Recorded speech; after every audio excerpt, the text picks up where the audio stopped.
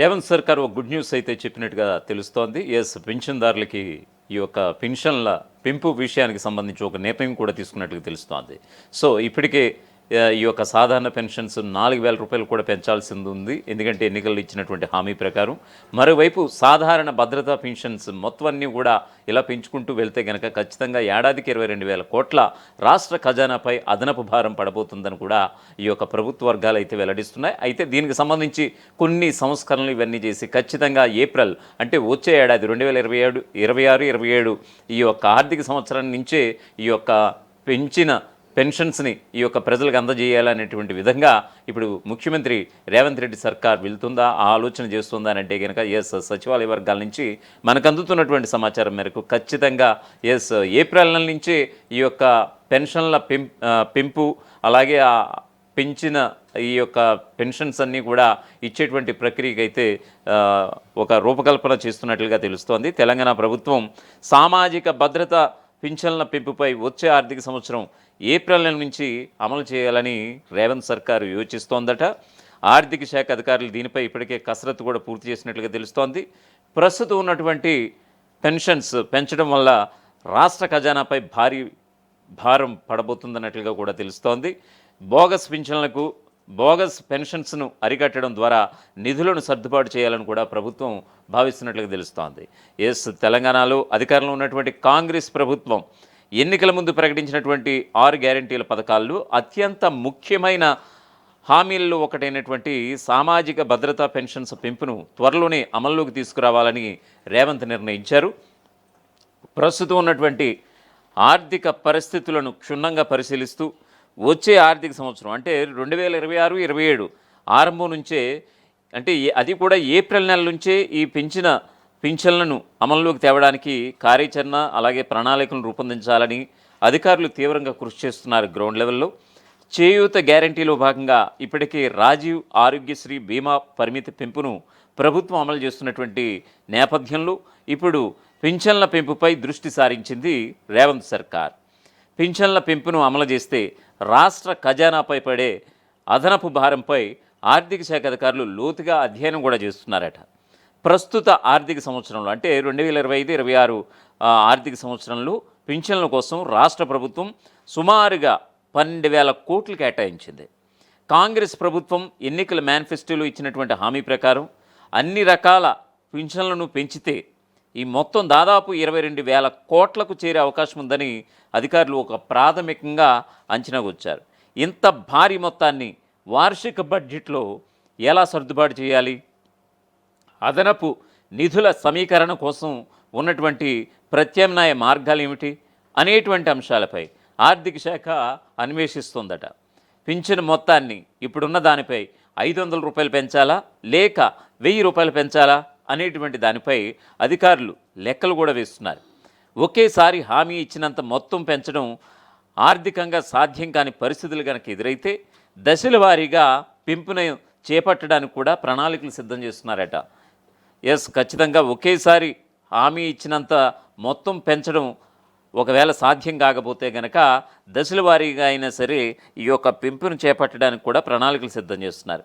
రాష్ట్ర వ్యాప్తంగా ఈ యొక్క సుమారుగా 44 లక్షల మందికి పైగా పెన్షన్దారులు అయితే ఉన్నారు. ప్రస్తుతం అమలవుతున్నటువంటి పింఛన్ల విధానం ప్రకారం వివిధ వర్గాలకు వేరువేరు మొత్తాలు అయితే అందుతున్నాయి.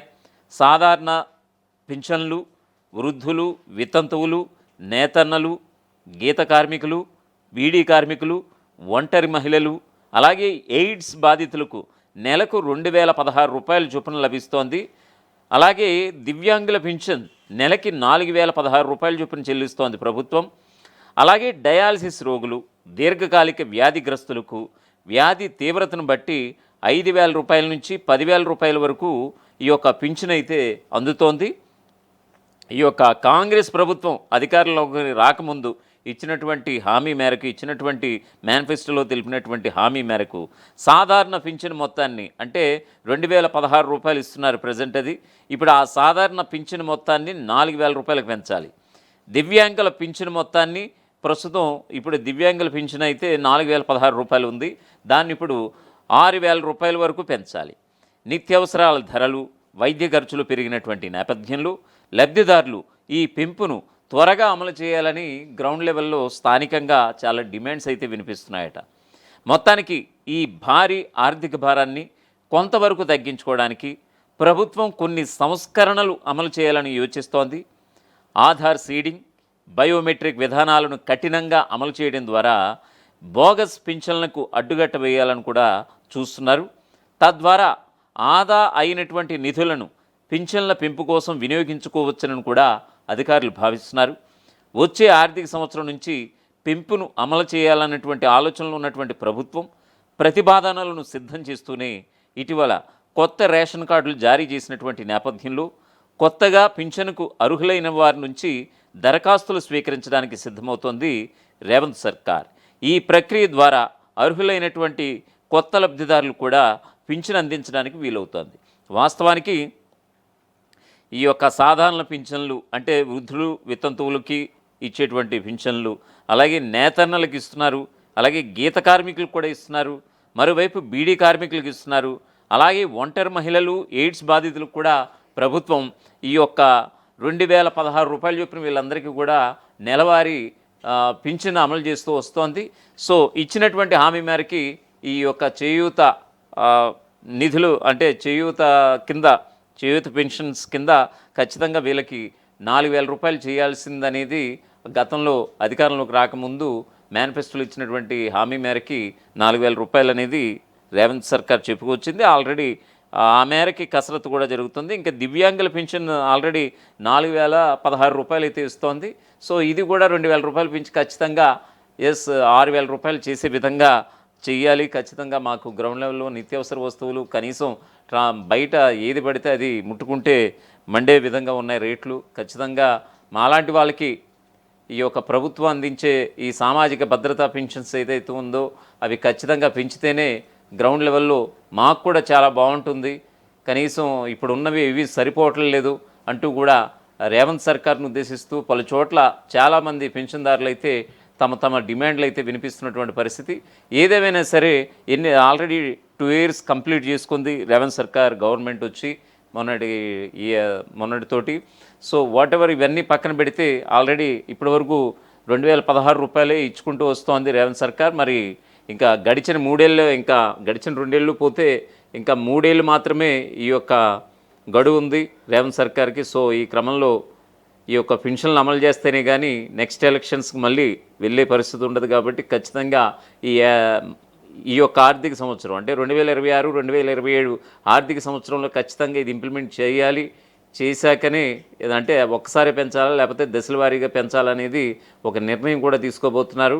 ఏదేమైనా సరే ఏప్రిల్ నెల నుంచి 500 పెంచినా 1,000 రూపాయలు పెంచినా వాటెవర్ ఖచ్చితంగా ఏప్రిల్ నెల నుంచే ఈ యొక్క సామాజిక భద్రత పెన్షన్లు పెంచడానికి రేవంత్ సర్కార్ ఒక అడుగు ముందుకు వేయడం నిజంగా పింఛన్దారులకి నిజంగా కాస్త ఊరటనిచ్చే అంశంగా చెప్పక తప్పదు.